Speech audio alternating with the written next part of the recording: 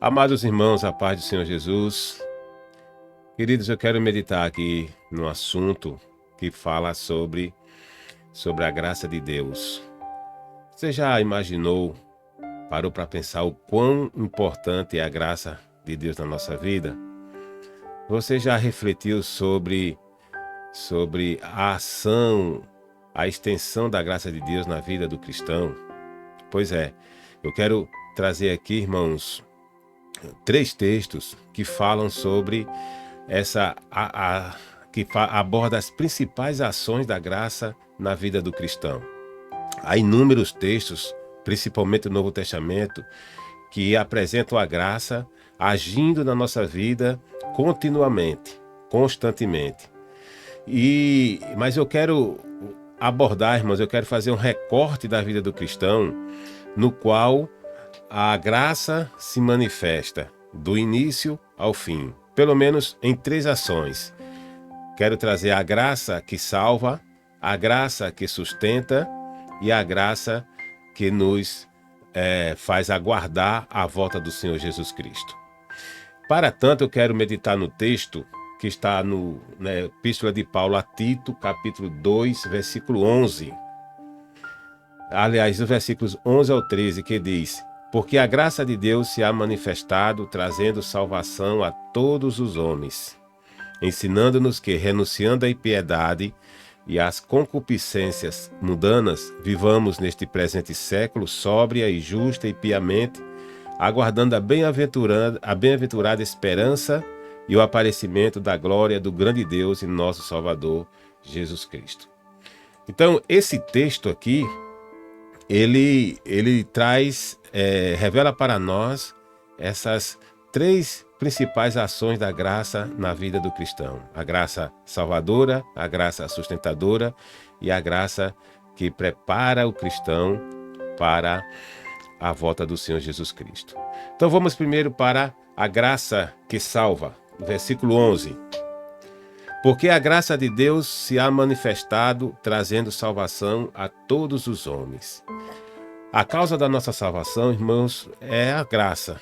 Nós fomos salvos pela graça de Deus. Efésios 2:8 nos garante isso. Essa graça se manifestou trazendo salvação, é Jesus Cristo trazendo salvação.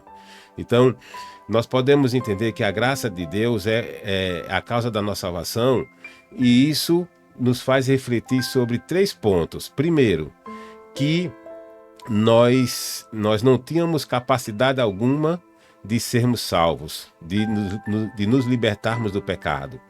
Jesus, pela sua graça, nos libertou. Segundo ponto, é que essa graça, ela é imerecida, ela não depende dos nossos méritos, não fizemos esforço algum para sermos salvos, apenas respondendo com a fé depois que essa graça se manifestou. E o terceiro ponto, irmão, dessa graça salvadora é que nós sequer desejávamos ser libertos do pecado, ser salvos do pecado. Observe que uma pessoa que está cumprindo uma pena numa penitenciária, ele deseja ser liberto daquela prisão.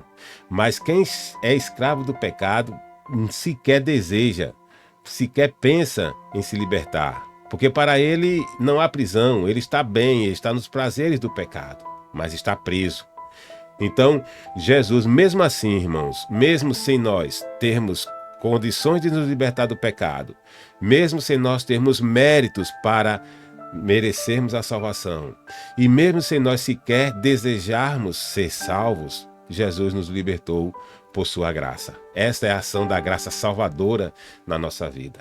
Mas também Paulo nos diz que essa graça, além de nos salvar, ela traz uma outra ação em nossa vida muito importante, que é a graça que sustenta, que é a graça que salva, que é a graça que nos preserva. Ele escreve a Tito dizendo, ensinando-nos que, renunciando, ou seja, essa graça nos ensina a renunciar à impiedade e às concupiscências mundanas, que é uma referência ao pecado e à nossa natureza pecaminosa, e nos ensina a vivermos nesse século, nesse mundo, de forma sóbria, justa e piamente. Então, a graça que salva é a graça que nos guarda do pecado, que nos livra do pecado, que nos dá poder para nos libertar do pecado. É uma graça que nos ensina também a vivermos de forma justa, piamente, de forma santa.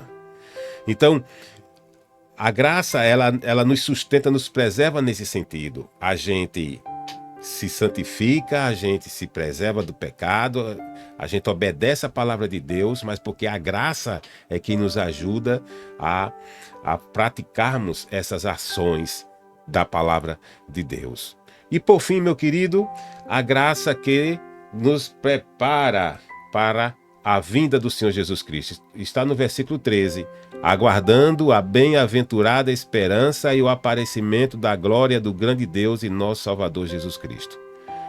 Então, a graça nos ensina também a aguardar o aparecimento ou a volta do Senhor Jesus Cristo. Então, perceba, irmãos, que a graça está presente do início ao fim da nossa vida cristã. E ainda vou além.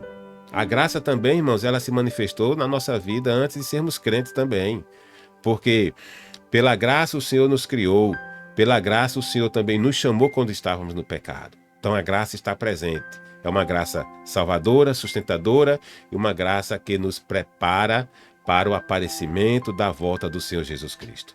Portanto, meus amados, demos graças a Deus pela sua graça, eterna graça, gloriosa graça, porque Ele é fiel para nos ajudar até a volta do Senhor Jesus Cristo. Amém.